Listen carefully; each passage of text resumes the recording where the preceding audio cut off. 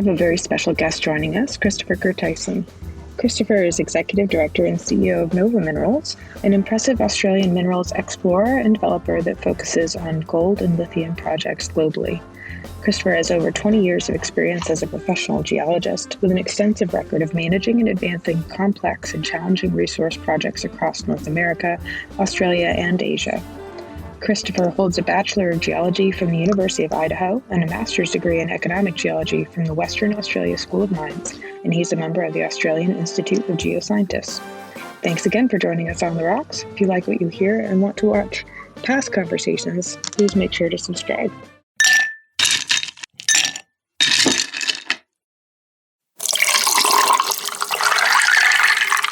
All right, well, Christopher, thanks so much for joining us on The Rocks today. It's great to have you on from Alaska. What are you drinking today? It's morning time by me, so I got my coffee and chaga. But here's the secret. I got a little Bailey's in there for our show today. No one will ever know. Right, this is a good excuse. It's been a while since I started having a little nip before noon, but I figured this was a good occasion to start that again, This podcast has been known to corrupt a few mining individuals to drink before 5. Yeah.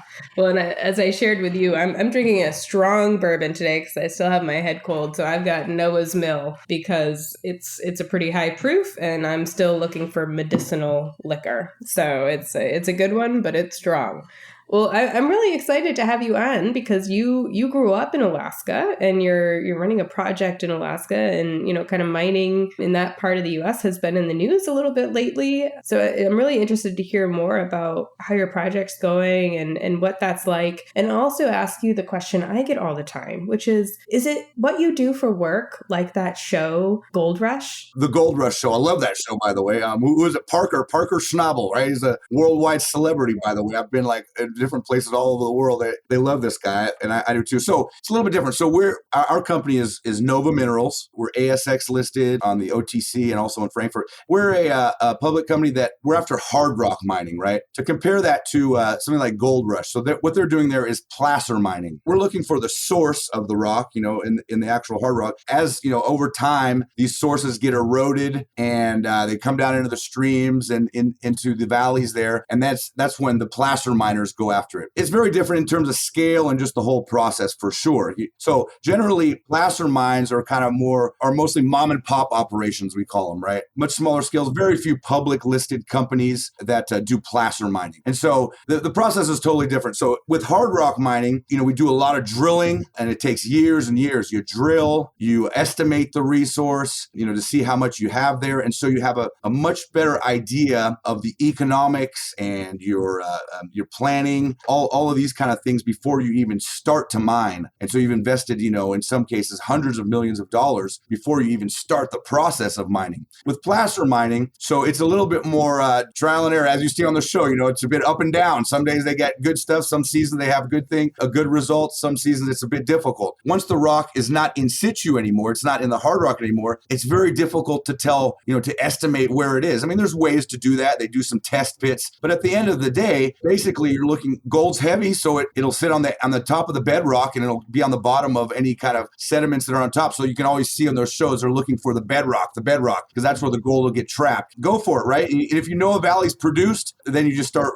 going around the valley and trying to find some success. But basically, our project is here in Alaska. And so we're in the Tintina Gold Province. This has been one of the most prolific belts documented, over 220 million ounces of gold in recent times, and both discovered and producing now in these hard rock type projects. And, this is where the Alaska gold rushes were, everything you heard about, Klondike and all these kind of things. And those were placer mines in those days. Now we know where all that gold came from. And so we have one of these projects, and it's one of the last frontiers. Our license plate in Alaska is actually the last frontier. That refers to many things, but one of the things is it's really the last frontier for behemoth, elephant-sized deposits, 10 million plus ounce deposits, not uncommon in our neighborhood here. And that's what we're on to here at Estelle at one deposit, but we also have 15 other known deposits, prospects, and another deposit across our 324 square kilometer claim block. And we've just drilled and discovered another deposit called the RPM deposit. And we already have 1.5 million ounces there. So our total resources that we have now delineated is 6.2 million ounces. And that's just one small step towards much, much bigger things, because we're just a year-round operation. We're just full steam ahead on our path to production here. That might surprise some people that in Alaska you would be a year-round operation. How does that work in what people probably think of as really challenging, area to operate from a weather and just remoteness perspective? How is it different than what people probably expect? But in some ways, it's actually easier to operate in the wintertime. And one of the reasons for that is that it's much more accessible with the snow machine type vehicles, snow cats that we use. You can just float over the snow and get to places that are impossible to get to over land in the summertime.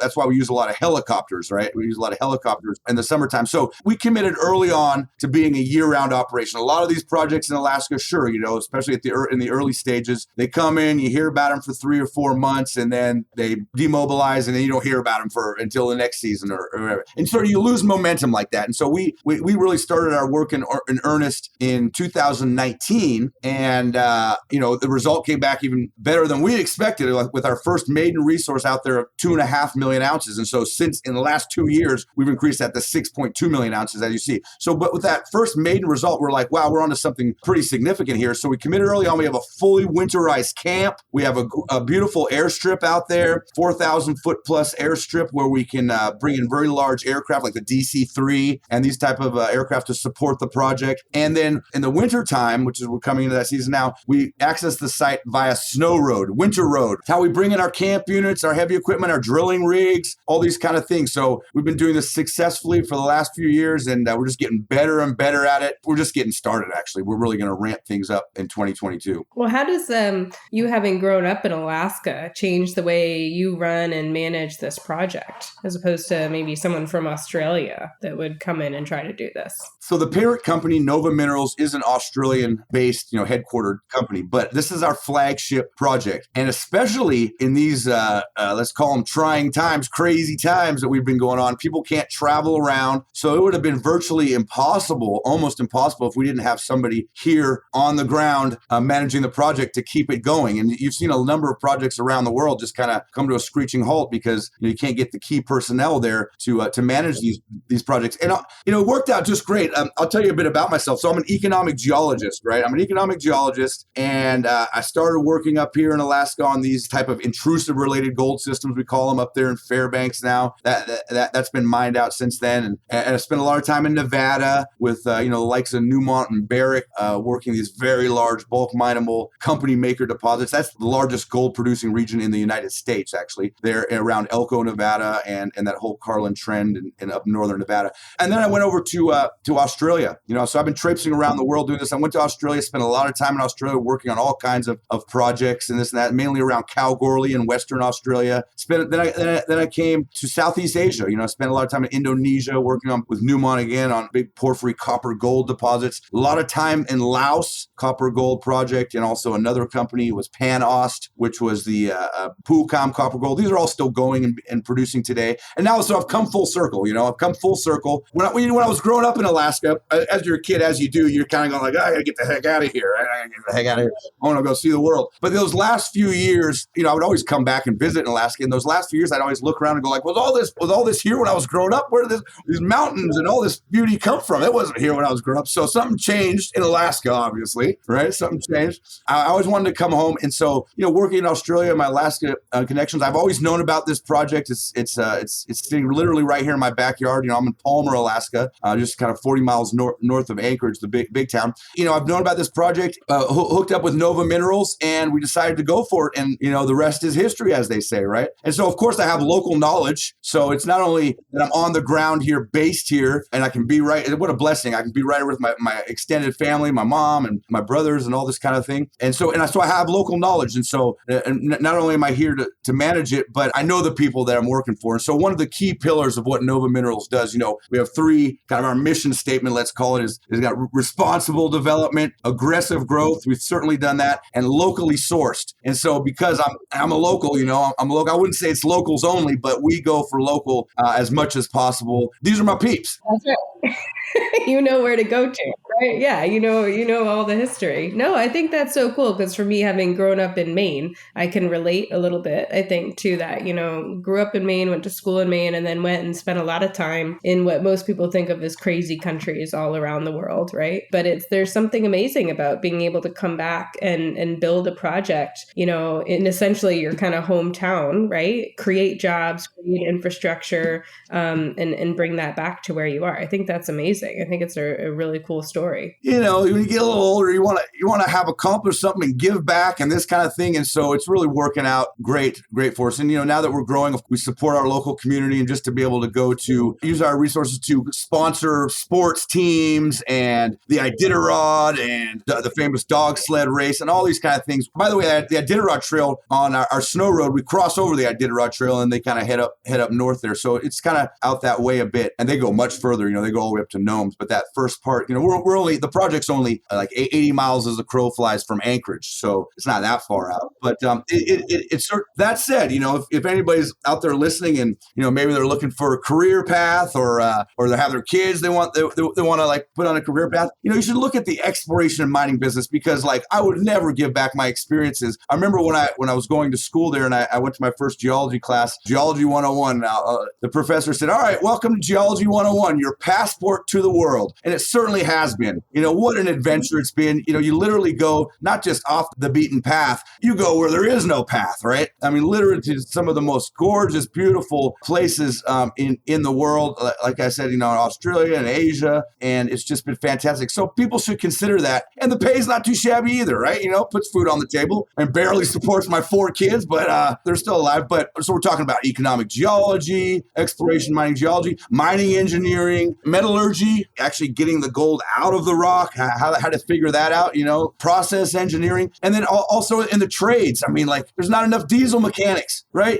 There's guys here working at some of these mines, they're making $200,000 a year. Just there's no diesel mechanics, things like that, right? A lot, all these projects have to be supported by tradesmen, and there's just not enough people. It's sort of one of those things. Who's the guy? Mike Rowe, the dirty jobs guy, right? This is the industry for it. We just can't find people. These projects shut down if you don't have all this support. And a lot of upward mobility. I just was talking to a woman she's part of Women in Mining USA, Crystal Darger, and she started as a truck driver, right? And now she's a mining engineer. Worked her way through school. There's so much room in the industry, and the trades are so incredibly important, and it's not going away. We're going to need more and more people as the world tries to build all these mines to do, get all this metal that we need for all the low carbon economy stuff, right? We're going to have to mine a heck of a lot more. So we do have to encourage people to get into the industry. And I think what's so cool about what you're doing at Nova and is this whole idea of if we put mines in our own backyard, how different is that? There's this mentality in the US, I think, and other developed countries sometimes, like we don't want the mining in our own backyard, right? We just want the minerals and metals to just magically show up without any of that. But it's like, no, like this can be incredibly value added to a community to have a mine in your backyard and create all kinds of great jobs and career paths for people that, like you said, can take you all over the world or can give you a great job right there at home. Absolutely. And that's a great point you make there. There's the whole green energy push. That means more mining, right? If you want green energy, that means more mining. So Nova also has a subsidiary that we're about to spin off on the NASDAQ. That's going to happen any day now. And it's a lithium project in Manitoba, Canada. And so this will be the first hard rock spodumene lithium mine, zero carbon mine in the world. And that's with not even trying really. Because all the power in Manitoba, Canada is hydropower. We'll be able to achieve that. And so for all the ESG players and all that, that ticks that box. But what people understand is that these batteries and these electric vehicles that are being pushed, this requires massive amounts of lithium, copper, cobalt, rare earths, these solar panels and all these things they want to do. Silver, right? Silver, big time silver. Silver is an interesting one. It's not just a monetary metal. It's also an industrial metal. lot of the demand for silver is industrial for all of these new green and high-tech applications. And so, yeah, absolutely, this is a boon for the mining industry, and people need to realize that. And it has given so much. It will continue to give so much that people are realizing. I mean, just look around you, Emily. I got a stainless steel coffee cup. I got a plastic keyboard, oil. That's oil there. There's a great bumper sticker. If you can't grow it, you got to mine it. San Francisco was a mining town. San Francisco was a mining town, right? You know, that was built on mining. Our own capital here in Alaska, Juneau, mining town. I mean, the list is endless. I mean, especially out west here, mining towns have built Arizona, all these places, Nevada. These are all mining towns, an economy based around historic mining or current mining industry. Some people imagine, okay, mining, you got some guys there going into tunnels with a headlamp on their head, little cart they're pushing around, hammering. So it's not like that anymore. Obviously the technology has come to the mining industry as well. It's very high tech these days. In fact, most of these mines underground nowadays, there's just a guy sitting in an office on the surface with a joystick running a remote LHD. You kind of load, haul, dump machine down there, right? So it's all remote.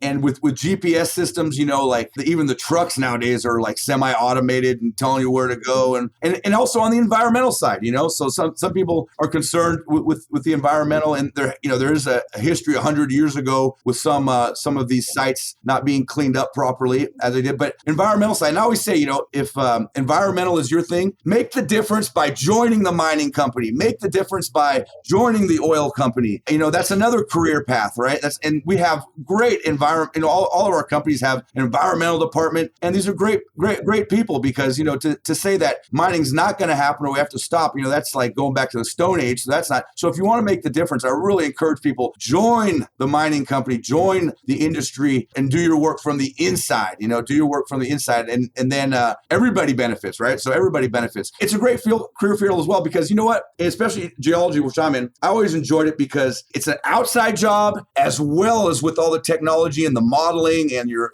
interpretation, as well as an inside job. So you can be the video game guy doing really cool stuff, 3D models, and do all that inside the office, and then then spend a week out in the field kicking rocks and just being in some of the most beautiful terrain in the world. And so it's you get that inside outside balance as well. No, I so agree, and that's why I always remind people that maybe are suspicious of mining that nobody gets into geology who hates to be outside. Right? Nobody gets into geology who hates the environment and wants to pollute the world. Like, that's just not, those aren't the people, right? That are drawn to hiking into the middle of nowhere, drawing pictures of outcrops and licking rocks. I find it fascinating with geology that no matter where you go in the world, you can look at the ground or the rocks and unravel the story of how that place came to be. It's a form of storytelling, right? I mean, you can literally look at an outcrop or a sheer face and tell the story of, the history of that whole area. It's actually a very different group than I think most people expect. So, which is why I love having people like you on to come tell your story, talk about your project, because we're actually a really fun industry with a lot of really quirky people in it that have had a lot of adventures. It is storytelling. You use certain geological principles, but at the end of the day, you take that data and you have to put a story around it using your geologic principles that we know. And it's creative as well, right? It's creative as well. So it's not like, mathematics, like just 2 + 2 = 4. It's not like that. And it's looking for patterns. It's looking for patterns, and nothing feels better when you've done your field work, you've collected your data, you've done your interpretation, and now you've designed and targeted a drill hole. You go out there and you drill it, and eureka, right? There it is, right? You hit the bullseye. In fact, we just recently did that at our project, Estelle Gold Project. We have our main deposit, the Corbel deposit, which is currently 4.7 million ounces and only set to grow here in the next resource update coming out in the next couple of weeks. And then 20 miles along mineralized strike on our claims sits the RPM prospect. And this year we went out there and we drilled our first drill holes, our first drill holes for Nova. And we hit, our headline was 132 meters at 10 grams per ton. And now that's within a wider intercept of 400 meters at 3.5 grams per ton. Now, so I've been told, I haven't checked this out, I haven't verified, but it's one of the top 30 intercepts in the history of the world. I'm going for it. I like that, all right? That sounds great to me. For our listeners who are maybe new to the industry, Can you explain a little bit more about what you just said? Like, what does that mean to have an intercept at those grades? Because we have a lot of folks that listen who are kind of learning about the industry. And I think it's really important what you just said for people to understand when they start to watch news results, right, and drill results that come out about different companies. When you look at these and you assess these things, in the early days on drilling results, there's three main kind of boxes to tick that you want to look into. So it's the grade, the thickness of the intercept, and that'll directly relate to the tonnage and how many ounces you have. But then also the other key factor when you look at it, there's a lot of good intercepts, but they're quite deep. So you want to look at what depth you have it, right? At what depth is the intercept? And so in this case, our mineralization starts right on the surface. Yeah, because the deeper it is, the more expensive it will be to get that metal out of the ground, right? So the shallower the depth is, the easier it is to extract. That's exactly right. So of course, the deeper it is, what you have to get down to it. And you have something, when you come to mine, you have something called the strip ratio, which is the waste to ore ratio. And you want that to be as low as possible, right? So you want to move as minimal, as minimal as possible waste material, which doesn't pay. It's not pay dirt. You want to minimize the movement of waste to get to that ore. And so in this case, not only is it a wonderful, very thick, 130 meters at 10 grams per ton, an average mine nowadays, open pit mine, like open pit style mine, the average grade that they process is anywhere between sort of 1 gram, let's say 1 gram per ton. Anything below 0.7 to about 1.2 grams per ton. Most mines nowadays are operating in that. So with a 10 gram per ton intercept at 132 meters is it's just massive. It's one for the record books any way you measure it. And it's still open. It's our first drill hole. And so usually it takes several drill programs to kind of hone in on the bullseye. And we've really hit it this time. And so, yeah, it's right on the surface. We're really, really excited. Now it adds some serious depth to the project. Now we have 2 resource deposits that will be advancing into next year and as the years progress. But it's not just that. Across our claims, we have 15 other known prospects, gold showings at various stages of advancement. But and that's in between Corbell and RPM, which are 20 miles north-south of each other. And in between there, when you fly over that area, not much vegetation. And when you look down, there's numerous unnamed color anomalies, just real red rock, which is a good indicator, just screaming back at you. So we're really unlocking the district out there. We got a whole pipeline of projects that will be fed into our what we envision is like a central processing hub there at Corbell, and then we'll just keep feeding into that. And we made some other discoveries this year. A couple more discoveries on there. We do reconnaissance exploration every year, and it's virgin country kind of. So it doesn't require any deep searching, complex exploration techniques yet. It's just old school, boots on the ground, geologists kicking rocks, and they made 2 very interesting discoveries this year. One is at what we call our Train Shoeshine prospect area, and we've made another what appears to be another one of these massive intrusive related gold systems similar to Corbell. We got 20-30 grams per ton in rock chips that we can that the surface exposure there we can see over 1 kilometer in length and 500 meters width. That's something to follow up as the year progresses. But then there's another one at our Stony prospect, and this adds a whole new dimension to what we're doing. It's the Estelle Gold project, but is it just gold? Well, Stony is showing that it's a polymetallic vein system. So the main Stony vein there that we discovered, we can trace that over 4 kilometers. It's at 10 to 12 meters thickness, and we can see it as we go through the hills there up to 300 meters in vertical extent. And it's not just that main Stony vein. On either side in parallel, you have more veins poking up through the cover there. And so it seems to be, and when we sample everything, the grades are very high grade, bonanza grade gold, 48 grams per ton, thousands of grams per ton silver, and up to 2.4% copper. So not just gold, now we got gold, copper, and silver. So a very large stacked polymetallic vein system. And, we're getting a whole new different kind of investor that's interested in that. So it's the Estelle Gold project. It's a gift that just won't stop giving. This thing will be decades of mine life. And we're not going, we got 6.2 million ounces, but we're not going home until, we got 50 million ounces in the bank. We've had the lithium. It's a very good lithium project. I think there was a recent deal. It was Piedmont Lithium with Tesla. I think that deal, our deposit is actually higher quality spodumene, right, than the Piedmont. But so you can see the demand there, right? You can see where it's ideally located in Manitoba, Canada, there on the rail line. So we're right on the rail line. We have a power line running through our hydropower sourced power line running through the property, right on the rail line. So that gives us access into Auto Alley down into the States, right there. And so all the car companies are going that way, getting a lot of interest in our project from these battery factory companies. And so our product can easily go into the North American market. Also, the rail line extends north to the port of Churchill there in Hudson Bay, and a lot of interest from the European customers to get our product. So we can, in the product, we have interest all along the value chain, whether it's direct shipping ore, which is just straight, dig it out of the ground, put it on the rail line and send it to, there's an operator there in our region who has an old lithium project and a lithium concentration plant, but they've got no ore, right? So they're interested in the product, but we will probably be going down the value adding chain to the next step, which is creating 6% lithium spodumene concentrate, right? And the lithium market is just booming right now. The next stage on the value chain is, of course, like the hydroxide plant or the lithium hydroxide, lithium carbonate. And that's really the big margin industry, but very, technical and very expensive and very capital intense to get to there. But, but that's possible as well that we could do that. But the lithium market's so hot right now that we felt the best value for Nova was to spin it off. You get a totally different kind of group that are interested in lithium versus gold. Spin it off, and a lot of interest to either get a block trade or buy some of it from Nova from people, or some people want to buy it outright from us, but we don't see that's where the value is. We'll spin it off, complete our PEA, continue, we're raising $20 million on the deal. We'll continue drilling out there. And if you look at the IPO valuation will be around $100 million. But if you look at our peers that have completed their PEA and have a similar kind of resource, these guys are running to $400 or $500 million. I think Piedmont's over $1 billion now, right? Over probably due to that Tesla deal. But what really sets us apart is this zero carbon. So you get a good premium for that nowadays. And so the ESG people are all over it. At some stage, we will be monetizing some of that back to Nova to focus on,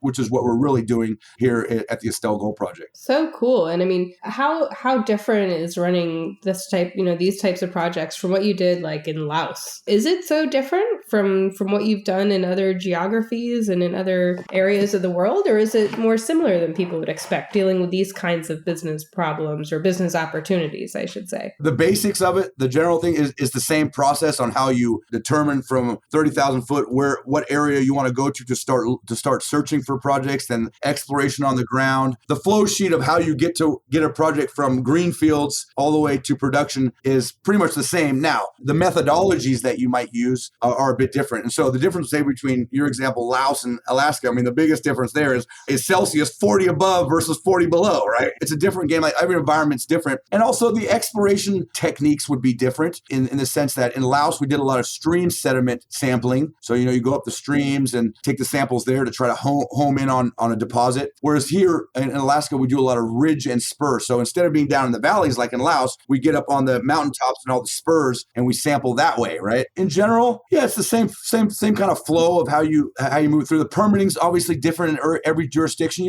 This is an important thing as well that your listeners might be interested in when they're looking at projects. And, there's always something in terms of a risk of a project, and it's called sovereign risk. So what jurisdiction are you in, right? And so, in the last couple of decades, it's been really no big deal. The world's kind of been at relative peace here. But, the geopolitical landscape's changing a little bit. It's getting a bit more challenging. And so you're already starting to see certain countries repatriating their resources. So when you look at a company, you should consider the sovereign risk. And Nova's pretty well situated in that kind of realm with our jurisdictions being in Alaska, in Canada, and some in Australia. And so, that's something to consider is the risk in each jurisdiction. Yeah, and Alaska, I would imagine, is relatively mining friendly from a permitting and project perspective. Is that accurate? I mean, of course, you have to do everything the right way, but is it welcoming to mining investment coming into Alaska? It is.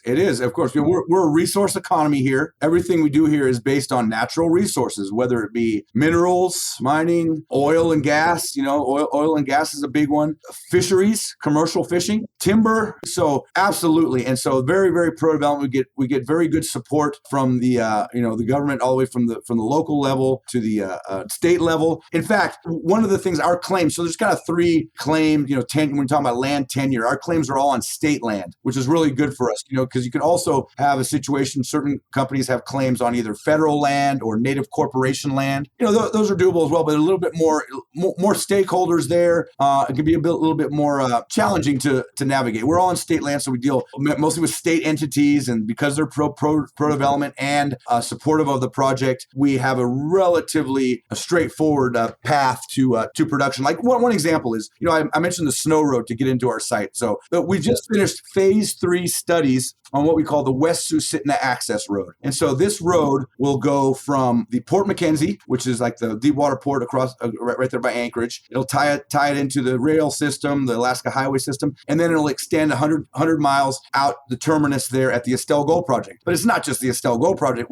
There's a whole consortium of industry partners. There's copper projects out there, coal projects out there, timber concerns out there, and the state, the local government here, the Matsu Borough, wants to open that area up for land sales, agriculture, for what it's worth. There is some agriculture in Alaska, and it's based right here in Palmer, Alaska. And so this is ideal for that kind of stuff. So open it up for that. And the state, we just finished phase 3 studies. The state just allocated $8.5 million to get that through the EIS process. So that's due to be submitted for EIS next year. And that'll be a huge bonus for us all year, all weather road. But we could construct and operate on a snow road, but that would be pretty sweet little addition to our access, and so we're obviously part of that consortium. That's what we're talking about here in Alaska.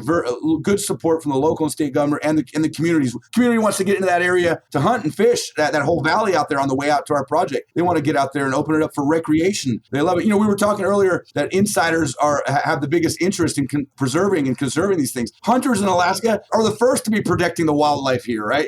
That's what we do, right? That's what we do. Of course, it's like that. No, I think that's where it is. I mean, I'm, again, having grown up in maybe a similar type of environment in Maine, it is. The people who are out there in the wilderness the most are the folks who are most invested in protecting it and helping to manage it in a really sustainable way. And I think that's what's really cool about, again, having a project in your backyard, right? Is you and your neighbors and your kids and their friends, you're all invested in having it be done the right way because you live there. And it's your friends and family and your local community that benefit and therefore monitor, because if something gets screwed up, you're going to have people knocking on your door.